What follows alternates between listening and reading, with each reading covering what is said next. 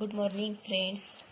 आज आपण या टॉपिकमध्ये या व्हिडिओ लेक्चरमध्ये आपण शिकणार आहोत कॅरेक्टरिस्टिक्स. जे काही किंगडम आपल्याला 5 किंगडम सिस्टीम शिकवलेली आहे त्याच्यामध्ये आपण 5 किंगडमची नावं पाहिली होती. ते याच्यामध्ये दिसत आहेत आपल्याला kingdom Monera, kingdom Protista and kingdom fungi, kingdom Plantae and kingdom Animalia. तर याच्यापैकी आपण आता पहिला जो किंगडम आहे किंगडम मोनेरा त्याचे आपण काय पाहणार आहोत, ते कॅरेक्टरिस्टिक काय आहेत त्याची ते शिकणार आहोत. तर हे शिकण्यासाठी आपल्याला इथे एक ऍक्टिव्हिटी सांगितलेली आहे. Take a small drop of curd or butter milk on a clean glass slide, dilute it with a little water, carefully keep a cover slip, observe it under high power of compound microscope. What did you see? Moving small rod like microbes are lactobacilli bacteria. आता याच्यामध्ये काय सांगितलंय आपल्याला की drop of curd घ्यायचा आहे आपल्याला. कशावरती? Glass slide वरती घ्यायचा आहे आणि त्याला आपण ग्लास स्लाइड वरती नंतर कव्हर स्लिप टाकून मायक्रोस्कोपच्या खाली आपल्याला त्याचं ऑब्झर्वेशन करायचे कंपाऊंड मायक्रोस्कोपच्या खाली. तर हे करताना हाय पॉवर वापरायची आपल्याला मायक्रोस्कोपची. त्याच्यामध्ये आपल्याला जर आपण असा मायक्रोस्कोप ऍडजस्ट केला तर त्यामध्ये आपल्याला moving small rod like microbes दिसून येणार आहेत आणि त्या रॉड लाईकच्या मायक्रो ऑर्गॅनिझम्स आहेत त्याला काय म्हणतो आपण? लॅक्टोबॅसिली बॅक्टेरिया असं म्हणतो. आता ह्या ज्या कृती दिलेल्या आहेत या तुम्हाला लॅबोरेटरीमध्ये करायच्या असतात. आता सध्या सगळं बंद आहे त्याच्यामुळे आपण फक्त असं समजून घेऊया. तर या कशा प्रकारच्या दिसतात, कशा आकाराच्या दिसतात? तर इथं आकार दिलेले आहेत पहा. तर स्ट्रिप्टोकोकस निमोनी हे सगळे बॅक्टेरियाची नावं आहेत हे. त्यानंतर क्लोस्ट्रिडियम टिटॅनी, देन ट्रिपोनेमा पॅलिडम, व्हिब्रिओ कॉलरी ही, त्यानंतर staphylococcus aureus, Clostridium botulinum, सॅल्मोनेला typhi, ह्या सगळ्या ज्या बॅक्टेरिया आहेत म्हणजे ह्या सगळ्या कशामध्ये येतात तर ऑर्गॅनिझम्स फ्रॉम किंगडम मोनेरा याच्यामध्ये ह्या सर्व ऑर्गॅनिझम आलेले आहेत. तर याची कॅरेक्टरिस्टिक काय आहेत तर आपण बघूया. तर all the organisms are unicellular, म्हणजे या किंगडम मध्ये जे काही ऑर्गॅनिझम्स आहेत ते सर्व कसे आहेत? युनिसेल्युलर आहेत, बरोबर. त्यानंतर सेकंड कॅरेक्टरिस्टिक सांगितले, दे मे बी ऑटोट्रॉपिक और हेट्रोट्रॉपिक. आता या किंगडम मोनेरा मधले काही मायक्रो ऑर्गॅनिझम हे कसे असतात? काही ऑटोट्रॉपिक आहेत आणि काही हेट्रोट्रॉपिक आहेत. देन थर्ड कॅरेक्टरिस्टिक आपल्याला याच्यामध्ये दिलेलं आहे, these are prokaryotic cells without distinct nucleus or cell organelles. म्हणजे हा जो ग्रुप आहे किंगडम मोनेरा याच्यामधले जे ऑर्गॅनिझम्स आहेत ते त्यांच्यामध्ये सेल कशी आहे तर प्रोकॅरियोटिक सेल आहे, पण त्याच्यामधलं न्यूक्लियस जे आहे ते कसं आहे? डिस्टिंक्ट, विदाउट डिस्टिंक्ट न्यूक्लियस, म्हणजे वेल डेव्हलप न्यूक्लियस त्याच्यामध्ये नाही. त्याचबरोबर सेल ऑर्गॅनेलिज सुद्धा त्याच्यामध्ये नाहीत. सेल ऑर्गॅनेलिज म्हणजे काय तर ज्या काही सेलमध्ये म्हणजे जे काही सेल ऑर्गॅनिलिज आहेत, फॉर एक्झाम्पल सेलमध्ये काय काय असतं? न्यूक्लियस असतं, त्यानंतर एंडोप्लाझ्मिक रेटिक्युलम असतं, त्यानंतर रायबोझोम्स असतात, त्यानंतर व्हॅक्युओल असतात, बरोबर. म्हणजे अशा डिफरंट सेल ऑर्गॅनिलिज प्रेझेंट असतात. या सर्व सेल ऑर्गॅनिलिज ज्या आहेत त्या आपल्या या मोनेरा किंगडम मधले जे ऑर्गॅनिझम आहेत त्याच्यामध्ये अब्सेंट आहेत, बरोबर. तर हे झालं मोनेरा किंगडम.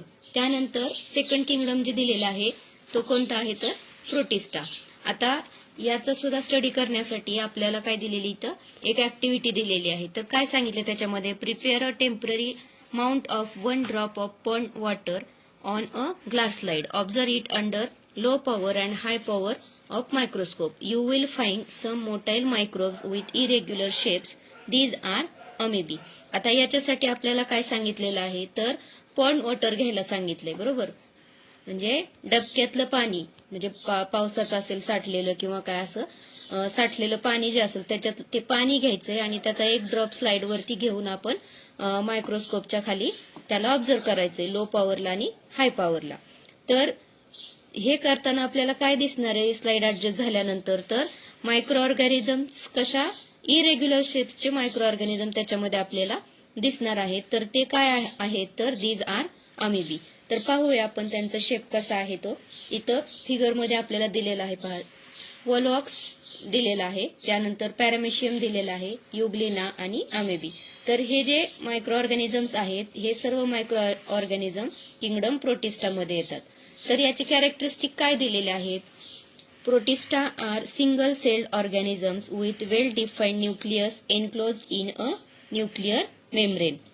म्हणजे प्रोटिस्टा मधले जे काही ऑर्गॅनिझम आहेत ते कसे आहेत तर सिंगल सेल्ड आहेत. म्हणजेच काय तर त्यांच्यामध्ये एकच सेल आहे with well defined nucleus enclosed in nuclear membrane. म्हणजे त्यांच्यामध्ये जे न्यूक्लियस आहे ते वेल डेव्हलप तर आहेत, पण फॉर एक्झाम्पल असं न्यूक्लियस तर आहेच, त्याचबरोबर ते कसं आहे तर एनक्लोज्ड इन न्यूक्लिअर मेम्ब्रेन. म्हणजे त्या न्यूक्लियसच्या भोवती काय आहे तर असं न्यूक्लिअर मेम्ब्रेन त्याच्यामध्ये प्रेझेंट आहे. बरोबर. त्यानंतर सेकंड कॅरेक्टरिस्टिक आपल्याला सांगितलेलं आहे इथं. They have pseudopodia or hair-like cilia of whip-like flagella for locomotion. म्हणजे काय सांगितलं याच्यामध्ये. दे हॅव सिडोपोडिया और hair-like cilia. सिडोपोडिया म्हणजेच काय तर एक्सटर्नल ऑर्गन म्हणजेच hair-like ऑर्गन like cilia और whip-like flagella. whip-like म्हणजेच काय म्हणजे फॉर एक्झाम्पल whip म्हणजे चाबूकच्या आकाराचं हे फ्लॅजेला त्याच्यामध्ये प्रेझेंट असतो. आणि हे जे ऑर्गन्स आहेत हे कशासाठी उपयोगी पडतात त्या ऑर्गॅनिझमला तर लोकोमोशनसाठी. बरोबर. इथं दाखवले पहा फिगरमध्ये. म्हणजे हे जे दाखवलेले युग्लिना त्याच्यामध्ये काय तर हा फ्लॅजेला आपल्याला इथं दिसतोय आणि याचा उपयोग कशासाठी होतो तर लोकोमोशनसाठी हा ऑर्गॅनिझम या फ्लॅजेलाचा उपयोग करतो. त्यानंतर थर्ड कॅरेक्टरिस्टिक आपल्याला इथं दिलेलं पहा. ऑटोट्रॉप्स. फॉर एक्झाम्पल त्याच्यामधला युग्लिना वॉलॉक्स कंटेन क्लोरोप्लास्ट. म्हणजे या प्रोटिस्टा किंगडम मधले काही ऑर्गॅनिझम हे ऑटोट्रॉपिक आहेत. त्याचं एक्झाम्पल दिलंय. बेस्ट एक्झाम्पल युग्लिना आणि वॉलॉक्स. तर याच्यामध्ये क्लोरोप्लास्ट प्रेझेंट आहे, त्याच्यामुळं ते स्वतःचं अन्न स्वतः बनवतात म्हणून त्यांना ऑटोट्रॉप्स म्हटले. त्यानंतर हेटेरोट्रॉप्स. एक्झाम्पल दिलेलं आहे पॅरामेशियम आणि अमिबा. बरोबर. म्हणजे याच्यामध्ये काय क्लोरोप्लास्ट अब्सेंट आहे. They are depends upon another organism for their food. समजलं. आता पुढं तिसरा किंगडम दिलेला आहे आपल्याला, किंगडम फंजा.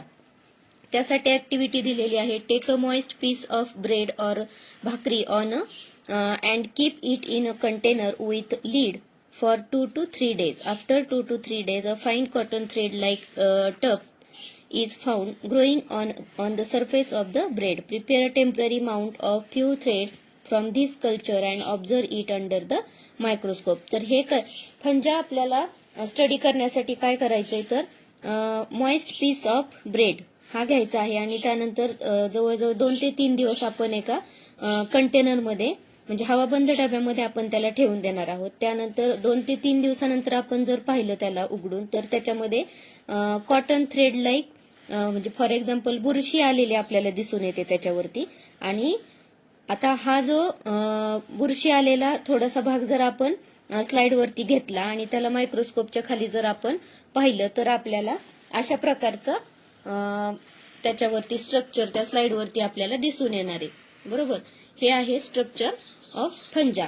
तर याच्यामध्ये अशा प्रकारचे आपल्याला मायक्रोस्कोपच्या खाली आपल्याला या फिगरमध्ये दाखवल्याप्रमाणे हे ऑर्गॅनिझम दिसणार आहेत. तर हे खाली जे दिसत आहेत ते रायझोइड्स आहेत. त्यानंतर असं वरती हे स्पोरंजिओफोर आहे. त्यानंतर हा जो आडवा भाग आहे त्याला आपण हायफा म्हटलेला आहे. बरोबर. त्यानंतर हा वरती जो भाग दिसतोय आपल्याला त्याला आपण काय म्हणतोय कॉलुमेला असं म्हटलेलं आहे. बरोबर. हा जो भाग आहे तो.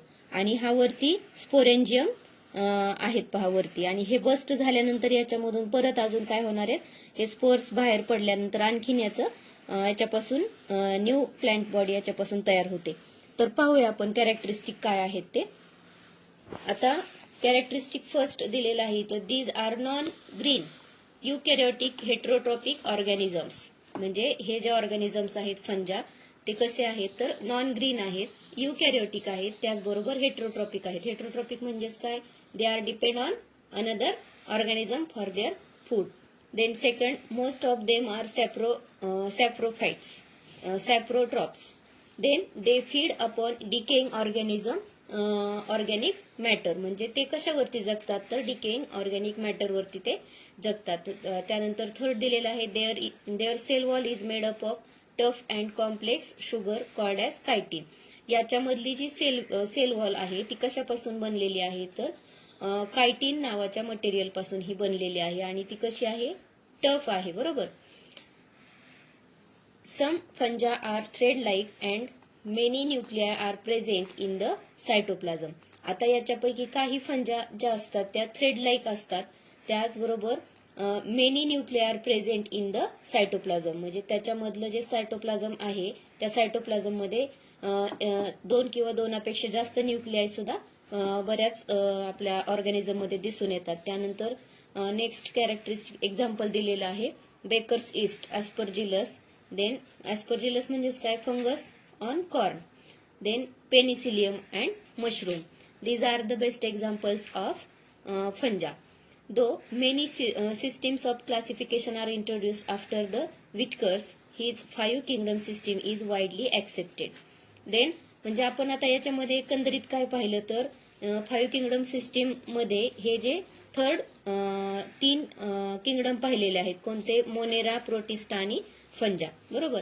त्याच्यानंतर आपल्याला पुढे पाहायचं आहे क्लासिफिकेशन ऑफ मायक्रोब्स.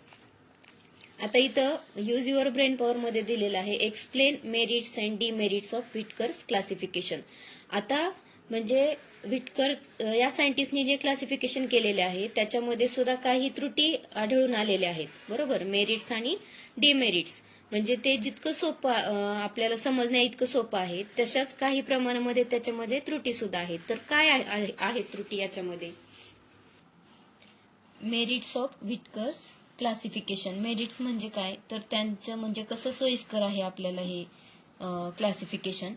तर the classification system of Whittaker has adapted is totally based on scientific foundation. म्हणजे सायंटिफिकली शास्त्रीयदृष्ट्या हे एकदम समजण्यासारखं असं क्लासिफिकेशन त्यांनी केलेलं आहे. त्यानंतर prokaryotes are placed separately in a different kingdom. म्हणजे प्रोकॅरियोट्स जे आहेत ते सेपरेटली त्यांना किंगडम मध्ये ठेवलेलं आहे त्यांनी.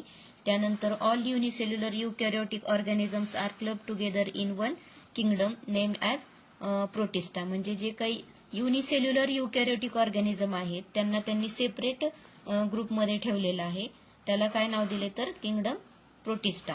Then fungi are saprophytic and hence they are placed separately in unique kingdom. फंजा हा किंगडम सुद्धा त्यांनी सेपरेटली प्लेस केलेला आहे. त्यानंतर डिमेरिट्स काय सांगितले? आता डिमेरिट्स म्हणजे काय तर त्रुटी. म्हणजे याच्यामधल्या त्रुटी काय आहेत या व्हिटकर्स क्लासिफिकेशनची जी सिस्टीम आहे तर त्याच्यामध्ये काय त्रुटी आहेत तर some organism belonging to Monera and Protista have ability to perform photosynthesis. Thus they show autotrophic mode of nutrition while others are heterotrophic. Similarly, some Monera have cell wall and some Protist also have cell wall. म्हणजे काही organism मध्ये kingdom Monera मधले आणि protista मधले जे organism आहेत ते दोन्ही मधले पण काही ऑर्गॅनिझम मध्ये फोटोसिंथेसिस घडते आणि ते ऑटोट्रॉपिक आहेत. म्हणजे सेम कॅरेक्टरिस्टिक दोन्ही मध्ये पण आहे. फोटोसिंथेसिस पण त्यांच्यामध्ये घडते आणि ऑटोट्रॉपिक मोड ऑफ न्यूट्रिशन त्यांच्यामध्ये आहे. त्याचबरोबर similarly some Monera have cell wall and some protist also have cell wall. त्याचबरोबर काही मोनेरामध्ये सेल वॉल प्रेझेंट आहे आणि काही मोनेरा प्रोटिस्टा मधले जे ऑर्गॅनिझम आहेत त्यांच्यामध्ये सुद्धा सेल वॉल प्रेझेंट आहे. म्हणजे हे त्यांच्यामधली एक काय आहे तर डिमेरिट्स आहेत. त्यानंतर in kingdom protista organism show व्हॅरिड characteristic. In spite of this they are placed together. आता किंगडम प्रोटिस्टा मधले जे मायक्रो ऑर्गॅनिझम आहेत त्यांच्यामधले कॅरेक्टरिस्टिक हे काही प्रमाणामध्ये वेगळे आहेत. बरोबर. तरी सुद्धा त्यांना एकाच किंगडम मध्ये त्यांनी प्लेस केलेलं आहे. Then species of algae such as Chlorella, Chlamydomonas are not included in the kingdom Protista. म्हणजे अल्गी मधल्या ज्या काही स्पेसीज आहेत त्यांना त्यांनी काय केलेलं प्रोटिस्टा मध्ये त्यांनी इन्क्लूड केलेलं नाही. For example Chlorella and Chlamydomonas. Then viruses are not included in any of the kingdoms by Whittaker. Their classification has become a point of debate among the biologist. म्हणजे व्हायरसेसचं नावच त्यांच्या क्लासिफिकेशन सिस्टीम मध्ये नाहीये, तर हे आहेत demerits of Whittaker's classification system. तर अशा पद्धतीने आपण मेरिट्स ऑफ व्हिटकर्स क्लासिफिकेशन आणि demerits of Whittaker's classification system हे आपण पाहिलेले आहेत. आणि आता आपण इथे थांबूया आणि पुढील लेक्चरमध्ये आपण बघूया क्लासिफिकेशन ऑफ मायक्रो ऑर्गॅनिझम. पुढील लेक्चर पाहण्यासाठी तुम्ही चॅनलला सबस्क्राईब करा. थँक्यू.